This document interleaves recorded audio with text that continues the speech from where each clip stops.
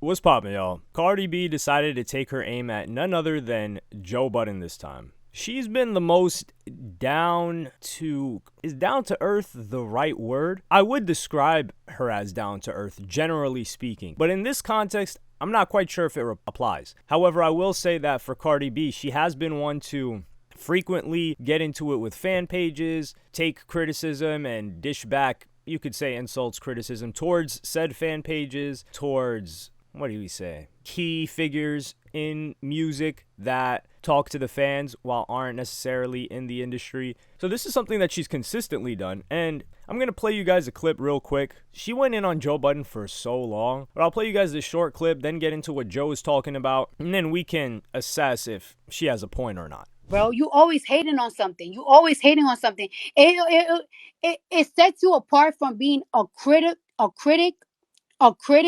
from a hater. That's why sometimes I sometimes value academics' point of views, because he would say mostly the truth than being a straight up hater. You be a hater. How you hating at a $400 million? $400 million. I tour till I'm 90, nigga. What you talking about? Not a quitter. You quit on your passion. You quit on your passion. I'm not gonna quit, bro. That's the issue. That's the issue with you. You critique everybody. You critique every single body. And stop being a hater, bro. Stop being a hater. If somebody got $400 million for a deal, and you talk about, yeah, well, they got to tour this, and that for, I'll tour till I'm 65 if somebody give me $400 million. $400 that you don't have. Stop hating on everybody. Everything that somebody do good, you always hate on it. That's bad. That's terrible. You always hating on something. All right, so you guys clearly heard that. From Joe Budden, he would go on to tweet the following: I think I understand what's going on. This is a play because I love her. And he's saying a play as in she's trying to promote herself. I really just wanted an album from someone whose music I love. She cursing me smooth out, but she's still hilarious. LOL. I'm going to bed. I apologize to Cardi B for whatever I did, and peace and love to all. Can't sleep. And then before that, he says, I promise you and can assure you I will not cover a single thing this girl does for the remainder of her career. Peace and love. I have also never gotten a lap dance from this lady. I don't know where that came from. That might have been a segment that I missed. I have also never done coke. I'm on Spaces. She was conducting all of this on Twitter Spaces. Joe Budden did pull up to the Twitter Space, but I think she didn't even know how to work it to turn him into a speaker from a listener. So it was just her babbling the entire time. What she made it seem like is that Joe Budden was taking sly shots at her in a way that only she would understand what he was doing and trying to paint her in a certain light. And I will say that Cardi B may have a point here. I haven't seen enough of Joe Budden's comments about her. When I've seen his comments about her, it's mainly comparing her to other female acts or saying, hey, these female acts are doing this. Where's Cardi B at? She needs to get in the game. And to address those points, Cardi B came in and said, oh, you're moving like a female. Like, why would you compare me to other chicks? That's like something that females would do. It's like I was in the strip club. If I was comparing myself to other girls, then I would have never went to work. This is nonsense. He's comparing you to other. No grown man. Travis Scott isn't saying, oh, why are you comparing me to the top male rappers in the game? Why are you comparing me to other men? Dog, we're comparing your output to their output. Joe Budden isn't sitting on there like, yeah, Cardi B looks way finer than Lotto. Actually, nah, Ice Spice, after the Ozempic, she's looking great compared to Cardi B. He's not talking about that. He's not talking about the relationships that he's not talking about, oh, Lotto's relationship is handled really well. Cardi B needs to take a note from her. No, he's talking about your music. He's talking about your output, or in this case, lack thereof. And he's talking about how these girls are coming in the game. And I wouldn't say they're lapping Cardi B because she's such a giant in the game right now, and has solidified herself, as crazy as it is, more so as a celebrity than a musician. And she still lets everyone know that she's still in the game with these features here and there. But if we look at it, the singles that Cardi B has been dropping, they have not been resonating. Nobody's like, yo, bump that new Cardi B song.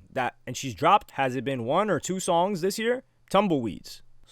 And then I agree with Joe Budden. I think he was saying that there's an element of fear. 6 years. And I came at Cardi B about this a couple of months ago. This is why it's so good to be in my position, because I'm not even close to relevant enough for these people to come at me directly. So they just come at the big guys. It's like, yes, it's smooth sailing. I get to say whatever I want. I don't have to deal with somebody being pissed off. Unless it's like a B tier rapper. Usually then, they'll have some words. But that's usually private. And the conversations don't go poorly because I'm a reasonable guy. I'm usually not malicious in my intent. And sometimes people can learn that I'm not malicious. So in this case, with Cardi B, she has no leg to stand on when it comes to music. And she's talking about her album now. The thing is, for me, when it comes to Cardi B, I'm not Joe Budden. I'm not a fan of Cardi B's music. I don't enjoy Cardi B's music. As she had some good verses, catchy verses here and there, as she had some gigantic hit songs, yes, without a doubt. But I still look at her Grammy Award winning as one of the biggest thefts in Grammy history, up there with Macklemore. That's why I can't, it's like for me telling you, yo, I can't wait till Macklemore's next album. Granted, I never really enjoyed Macklemore's music like that. I thought he was a very, very creative artist, especially when Thrift Shop first came out and I was watching the guy's music videos. I thought, whoa, this is a pretty cool guy. Unique. The music was catchy,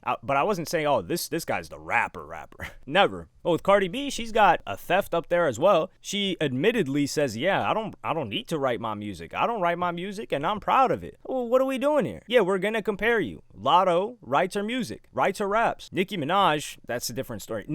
Cardi B cannot even be compared to Nicki Minaj. So I understand maybe why Cardi B would get upset at that comparison, because she doesn't hold a candle to her. We're talking a talented rapper that has been dropping verses that people can remember, like, yo, that Nicki verse was crazy, for 14 years at the top of the game, doesn't even compare. And primarily for her music. Nicki Minaj didn't get on because she was acting a certain way. She didn't get on because of social media. She didn't get on because she was airing out her business on social media either. If anything, if you heard what Safari said, who was her man for 8 years, he said all our business had to stay off. People had to assume she was single. Everything that was going on in her personal life was hidden. So she didn't even have that aspect that she could not rely on, but lean on, like Cardi B did. And Cardi B is on there. And this is the thing too. She would go at Joe Budden saying, oh, Joe Budden, you know, sometimes he would talk about stuff with me and Offset or something like that. And then she goes on to say, yeah, if I got problems with my man, people coming at me, and she's talking about fans in this scenario. Yeah, I'll tell you guys all about my problems I'm having with my man, and I'll get back with him tomorrow. I'll be good with them today. And then in 2 days, I'll air us out on social media because you guys are my friends. Friends aren't talking about what's going on with their man. And this is where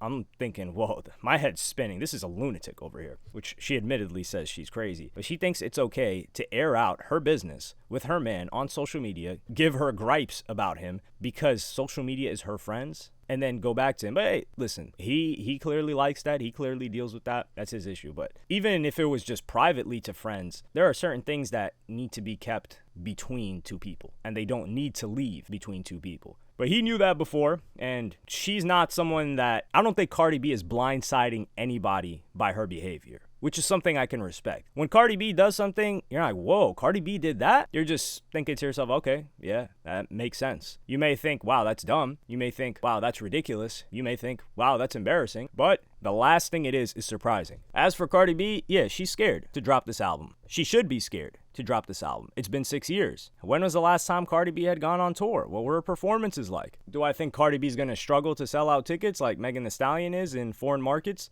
I'm not too certain. She's had enough hits and crossover hits with other people that I think she'll be able to do it. I don't think she'd struggle, but I do think she wants to know if her album is going to have the impact that the last one did. And that is a very, very important question, and I think what she's really scared about. Because numbers-wise, yeah, it'll probably do less numbers than the last one, but everybody's doing less numbers than they did in 2018. I don't think it'll be a complete flop, numbers-wise, but the question is impact. Will it come and go in a week or two, or will people be talking about it months along and then it gets nominated for Grammy Rap Album, which would be insane again. And for people that follow the Joe Budden podcast more closely, I mostly see clips here and there, but I have seen him talk about Cardi B enough. Is Cardi B justified in being upset at him for different reasons? Is he sometimes malicious towards her?